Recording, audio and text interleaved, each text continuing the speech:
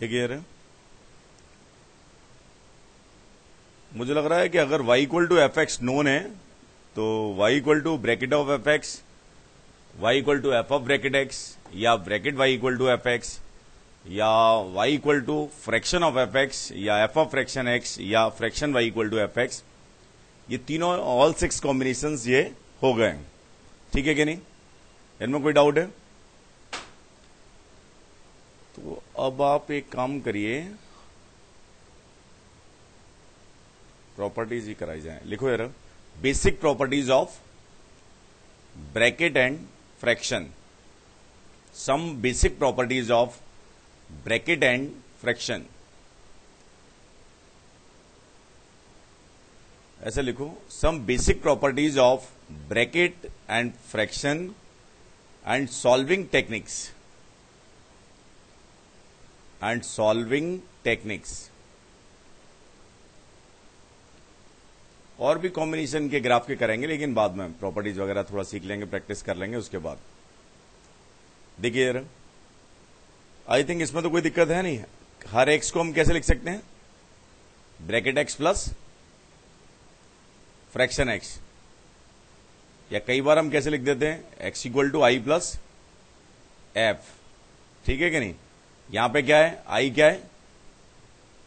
Output क्या होता है आई से? इंटीजर। और एफ से आउटपुट क्या होता है? Greater than equal to 0, less than 1।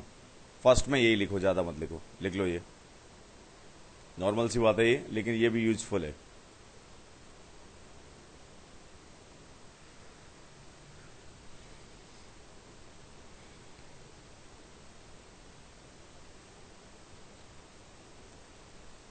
ठीक है?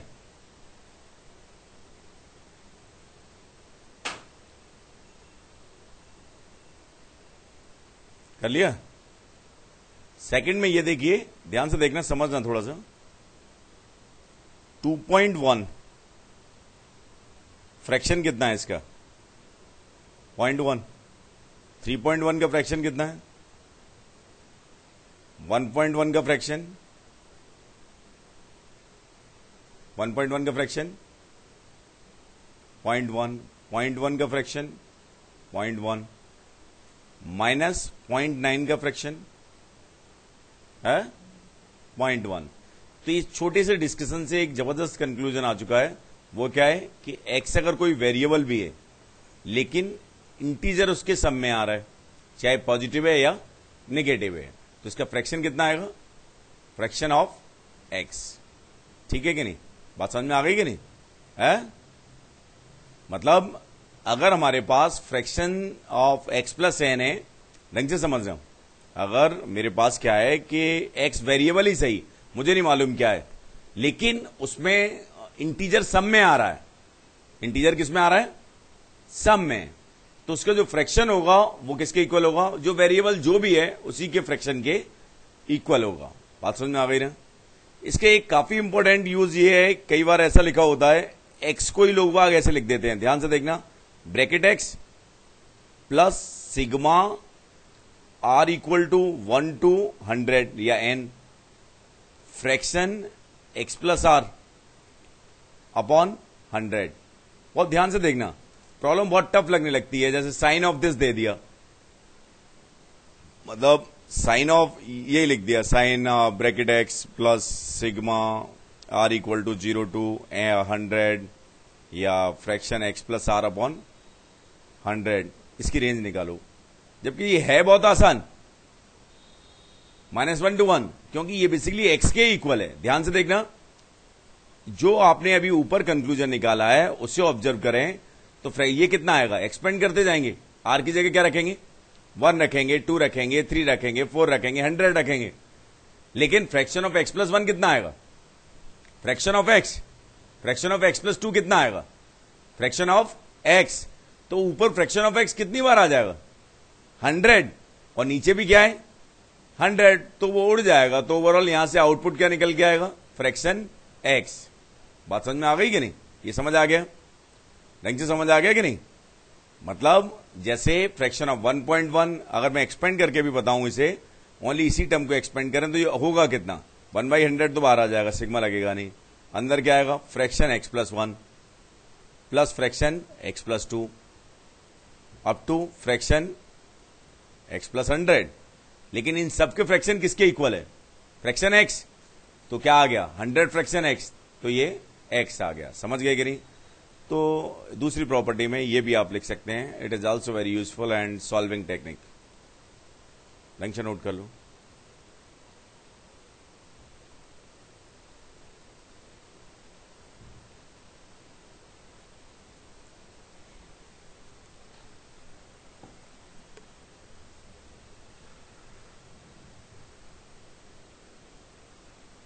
आ गया?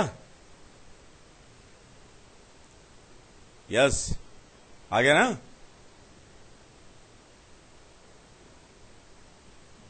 थर्ड में देख रहा हूं यार, मैं ये सोच रहा था 2.1 है प्लस 7, इसका ब्रैकेट कितना होगा है? ब्रैकेट ऑफ 2.1 प्लस 7 बेसिकली 9 पॉइंट सम आएगा। ये कितना आएगा 9। ये ऐसे निकाल के क्यों बता रहा हूं, कोई दूसरा इंटीजर फंक्शन आया तो ऐसे ही करना पड़ेगा। तो ये कितना आ गया 9। तो और भी हम इसे चेक कर सकते हैं, लेट -1.1 प्लस 5, ये कितना आएगा, कितना आएगा 4 और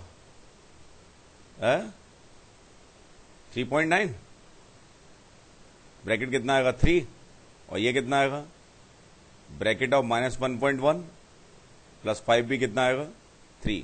समझ गए कि नहीं?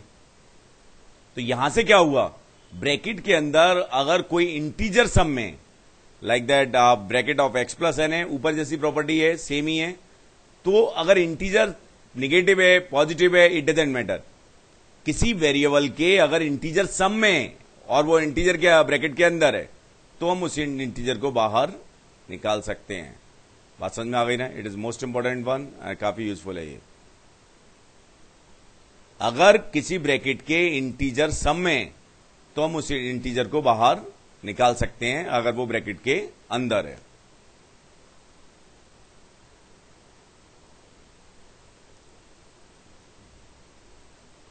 सही है ना? लिख लिया?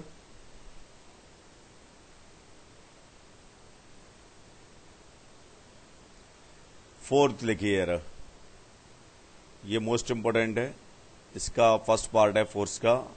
मान लो हाउ वी डील, ऐसे लिखो how we deal bracket 2x bracket 3x bracket 4x dot dot dot then solving problems.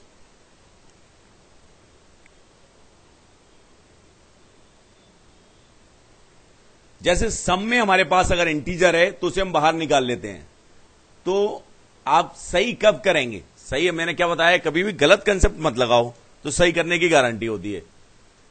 कम से कम एक्चुअली क्या है कि गलत सोचने से दिमाग रुक जाता है, वहीं पे सही सोचने के लिए भी रास्ते बंद हो जाते हैं। अगर गलत नहीं लगाओगे तो फिर खुले रहते हैं रास्ते। ध्यान से देखना कि अगर मेरे पास ब्रैकेट 2x है तो सबसे पहले आपको यह समझना चाहिए कि ब्रैकेट 2x और 2 ब्रैकेट x ये दोनों इक्वल नहीं है। क्यों?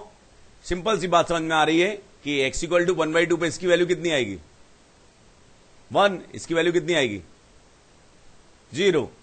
तो ये बात तो समझ में आ रही है कि ये हमेशा इक्वल नहीं है, कभी इक्वल हो भी सकते हैं और कभी नहीं भी हो सकते। तो अल्टीमेटली प्रॉब्लम में अगर कहीं आ गया तो फंस गए हम। जनरली स्टूडेंट तो ऐसे ही कर देंगे। मान लो ये नहीं भी कर रहे, आपको ये बात स्ट्राइक करनी चाहिए कि ये नहीं करना है, तो फिर सही भी सोचोगे। बात समझ में आ रही है कि नहीं?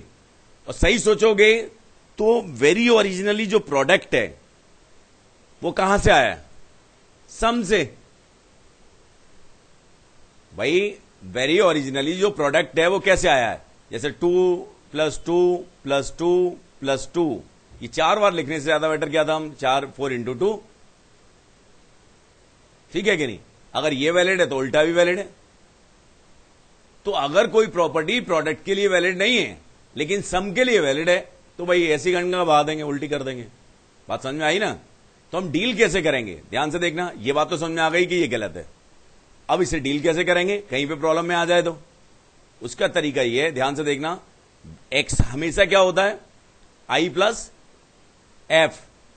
तो मेरे पास क्या है, ब्रैकेट 2x है, ये कितना होगा, ब्रैकेट 2i प्लस 2f।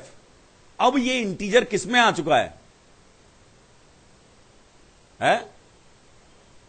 सब में, तो इसको निकाल लेंगे बाहर, कितना आएगा 2i, अंदर क्या बचेगा, bracket 2f।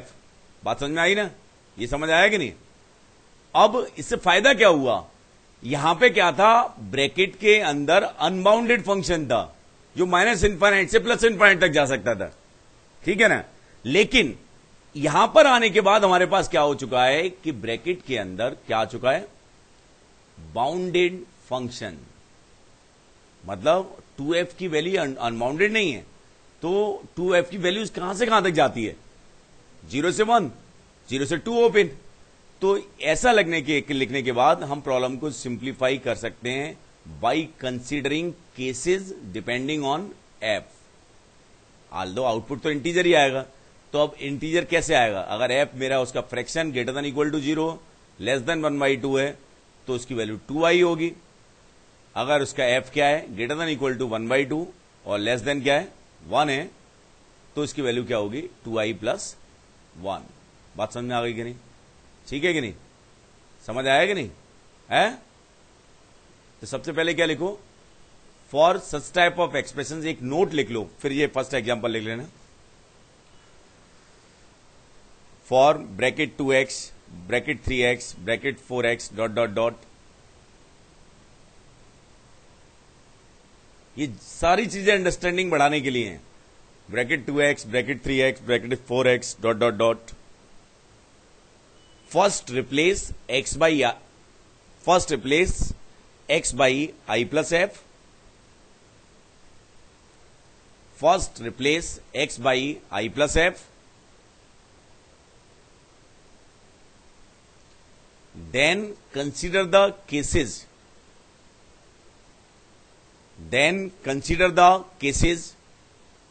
depending on f, then consider the cases depending on values of f, then consider the cases depending on values of f। ठीक है ना। अब 2x के लिए एग्जांपल लिख लो पहले, बात तो समझ में आ गई ना।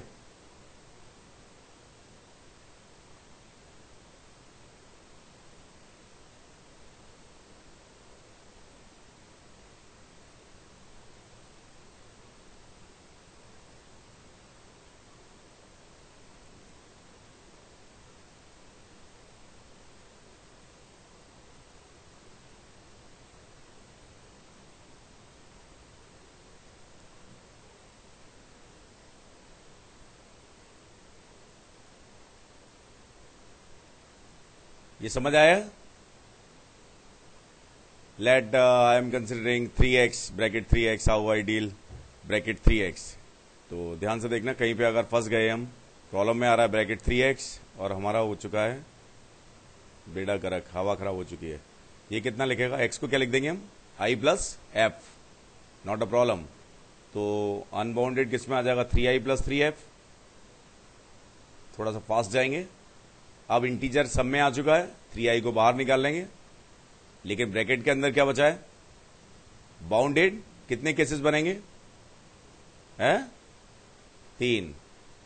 फर्स्ट केस क्या होगा, f greater than equal to 0 less than 1/3, f greater than equal to 0 1/3 less than 2/3, and f greater than equal to 2/3 and less than 1। In first case what we get, 3i, in second case what we get, 3i plus 1, and in last case what we get, 3i plus 2। समझ गए ना।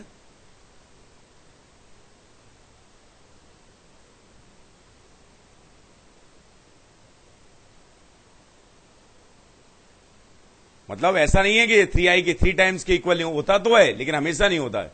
3i भी आ ही रहा है ना कभी तो, समझ गए? ब्रैकेट 4x के लिए क्या होगा? 4 केसेस। समझ आ गया ये? इसी में आगे लिखिए। अब कौन सी दी ये प्रॉपर्टी है? 450 लिख दो, नंबर ही डाल दो, वो भी बहुत काम की है। How we deal bracket x/2 bracket x/3 bracket x/4 dot dot dot dot. क्या करेंगे इसमें? वही लेट ब्रैकेट ऑफ x/2 है। जब कुछ समझ नहीं आता तो बेसिक कंसेप्ट पे जाते हैं। पहली बात तो ये समझ में आना चाहिए, ये ब्रैकेट ऑफ x/2 के इक्वल नहीं है। वो डायरेक्ट दिखाई दे रहा है। क्यों दिखाई दे रहा है? 1/1 पे इसकी वैल्यू 0 आ रही है, इसकी कितनी आ रही है? 1/2। सही है कि नहीं? यहां से हमेशा इंटीजर आएगा, यहां से इंटीजर भी आ सकता है और इंटीजर बाई 2 भी आ सकता है। बात समझ में आ रही है कि नहीं? तो अब इसके बाद सही भी अप्रोच करेंगे। तो जब सारे रास्ते बंद हो जाते हैं तो हम कहां जाते हैं? Basic definition. तो कहीं पर भी x लिखा है, x को मैंने किससे रिप्लेस कर दिया? i plus F bracket x plus fraction x। तो कितना आएगा? i plus F. यहां से भी कोई फायदा नहीं हुआ, लेकिन यहां से फायदा हो सकता है अगर हम क्या करें, i पर डिपेंडिंग केसेस बना लें। 2 केस बना लिए, या तो इंटीजर क्या है? E1 है, या इंटीजर क्या है? ऑड है। ढंग से समझना। अगर ये E1 होगा तो मेरे पास क्या आ जाएगा? k plus f/2।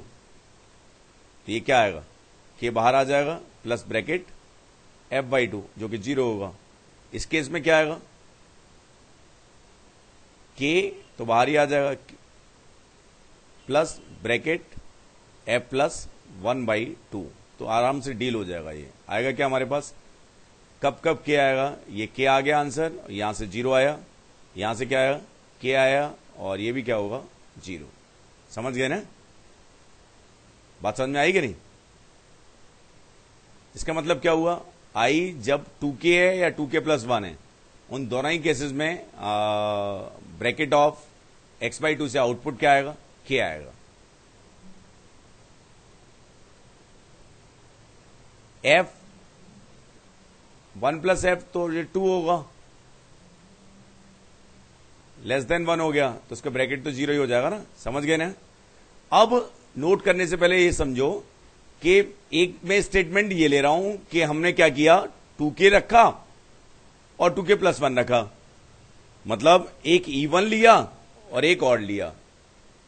इससे ज्यादा अच्छा स्टेटमेंट क्या है कि हमने x को i प्लस एफ लिखा और i पर डिपेंडिंग केसेस लिए।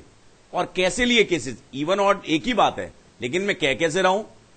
मैंने केसेस कैसे लिए कि i मेरा क्या है? Multiple of 2 and not a multiple of 2। ये ज्यादा बेटर है।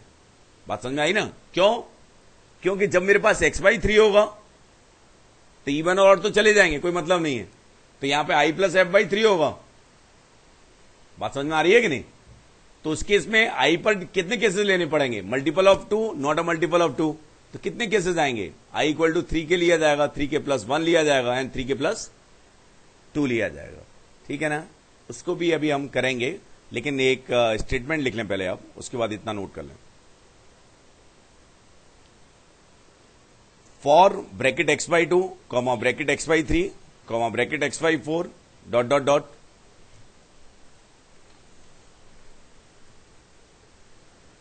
For bracket x/2 comma bracket x/3 comma bracket x/4 dot dot dot replace x equal to i plus f, replace x equal to i plus f and consider the cases depending on values of i and consider the cases depending on values of i।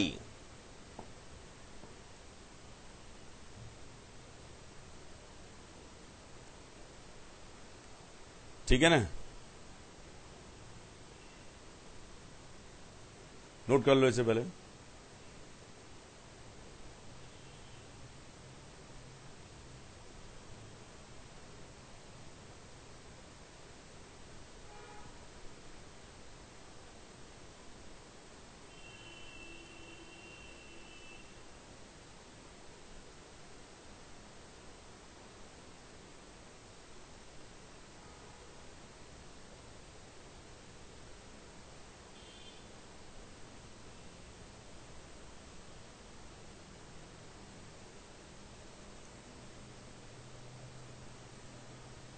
आ गया।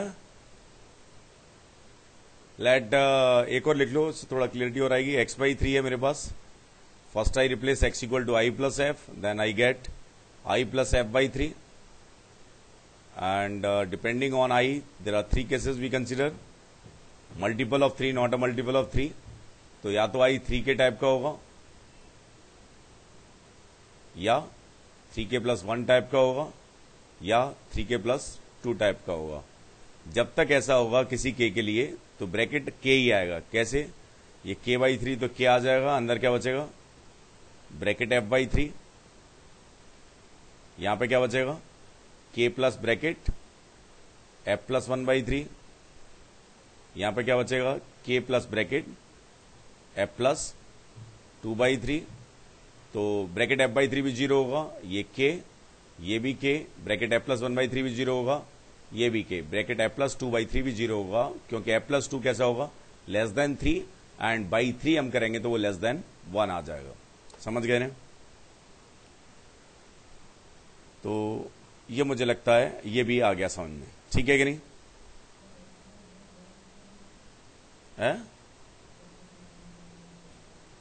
कैसे? x upon, तो ऐसी cases बनाएंगे? नहीं, track से आ जाएगा ना कुछ ऐसा। अगर कोई आएगा तो और कोई ऐसे से कुछ कंक्लूजन आ जाएगा ना।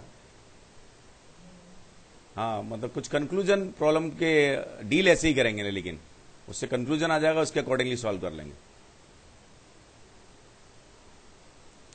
मतलब इसको क्या है, सिंपल आर के टर्म्स में भी तो लिख सकते हैं ना।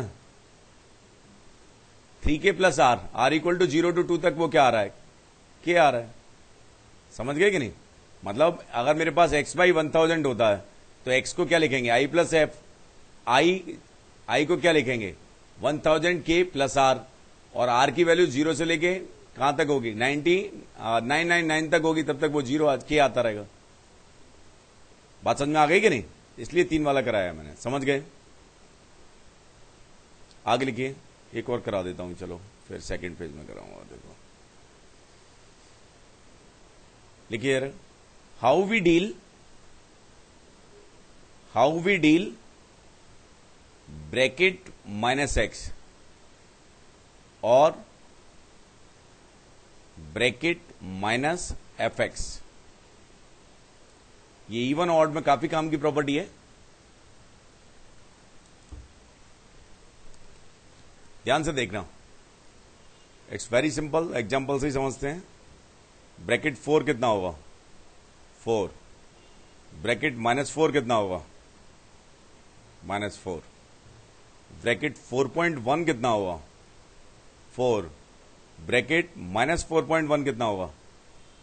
-5। तो ये वेरी ओरिजिनल अप्रोच से क्यों बता रहे हैं? क्योंकि जीआईएफ की डेफिनेशन हमें मालूम है, स्टैंडर्ड है, लेकिन बहुत सारे इंटीजर फंक्शन और भी सीखेंगे तो उनके बारे में इतना डिटेल में नहीं करेंगे। अगर उनसे रिलेटेड कोई प्रॉब्लम आ जाएगी तो कंक्लूजन हमें निकालने ही पड़ेंगे।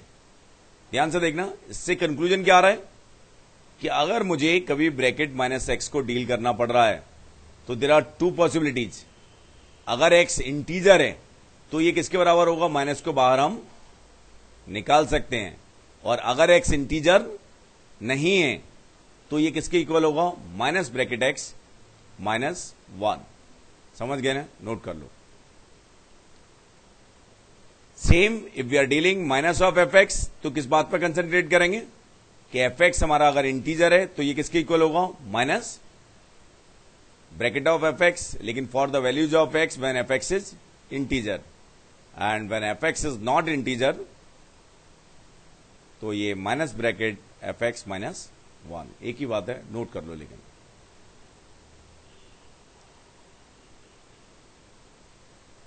समझ आ गया?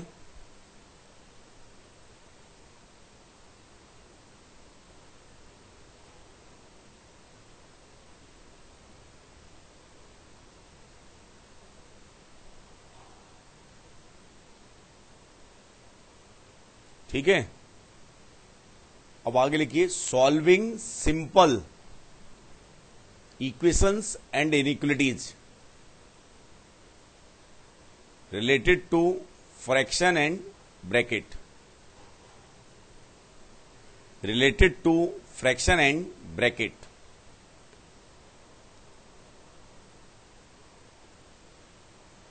लिखिए जरा कुछ इक्वेशन, आंसर भी करते जाना, मैं पूछूंगा अभी, बहुत आसान से दे रहा हूं मैं। Bracket x equal to 4, x के लिए सॉल्व करना है। फ्रैक्शन x इक्वल टू 3, लिखते जाइए, बहुत आसान है। ब्रैकेट x इक्वल टू 1/2,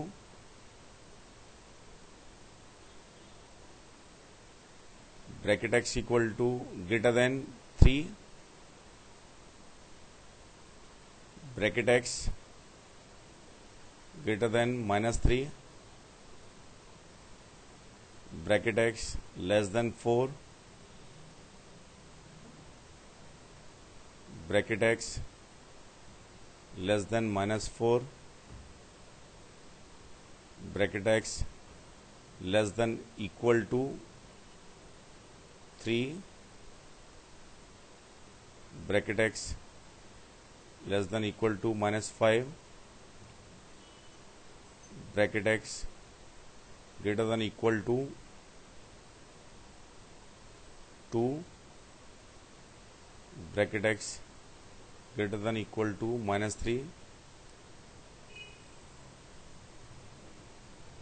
बस इतना ही देखते हैं, पहले जल्दी से करिए, बहुत आसान है, लेकिन फिर भी आंसर करिए। ऑल्ट 11 कर लो जल्दी से, कर लिए क्या?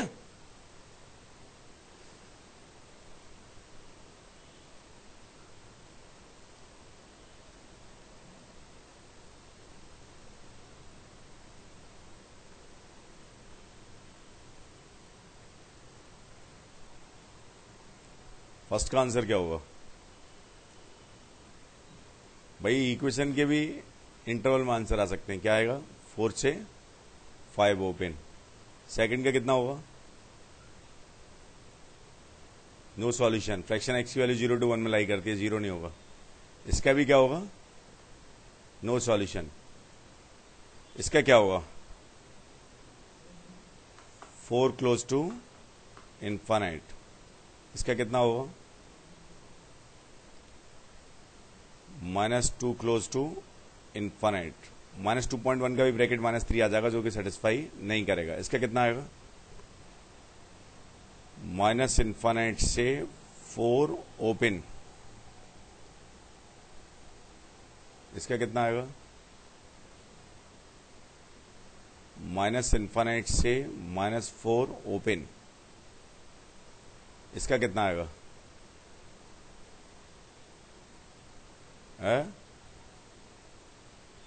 -इनफाइनाइट से 3 क्लोज।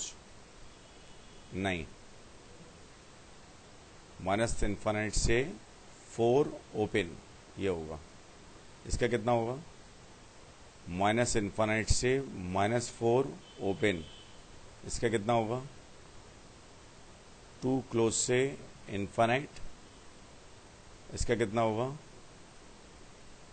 -3 क्लोज से इनफाइनाइट। सही है?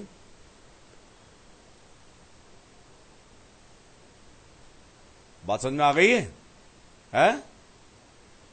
वेरी सिंपल है, लेकिन अंडरस्टैंडिंग होनी चाहिए, जल्दी में गलती हो जाती है। आ गया ये? स्टार मार्क कर लीजिए इन पे, ये कौन कौन से प्रॉब्लमेटिक थे। ये मतलब 3.1 भी फेवरेबल है, चेक करके देख लो। ये इस टाइप के थोड़ा सा -4.1 का ब्रैकेट भी -5 होता है, फेवरेबल है। समझ गए ना? ठीक, नेक्स्ट लिखो। Fraction x equal to 1/2, fraction x greater than equal to 1/3। इन दोनों को करो। ये तो पीरियडिक फंक्शन है। पीरियडिक में क्या करते हैं? पहले एक पीरियड में सॉल्यूशन निकालते हैं। तो एक पीरियड में सॉल्यूशन क्या आएगा? 0 to 1 में क्या आएगा? 1/2 आ जाएगा। तो पहले का आंसर क्या होगा? x equal to n plus 1/2।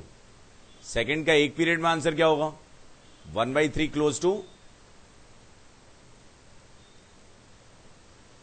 1/3 close to क्या होगा?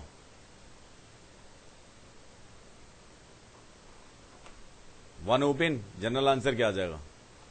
n plus 1/3 to n plus 1 open, n element of I here and here to.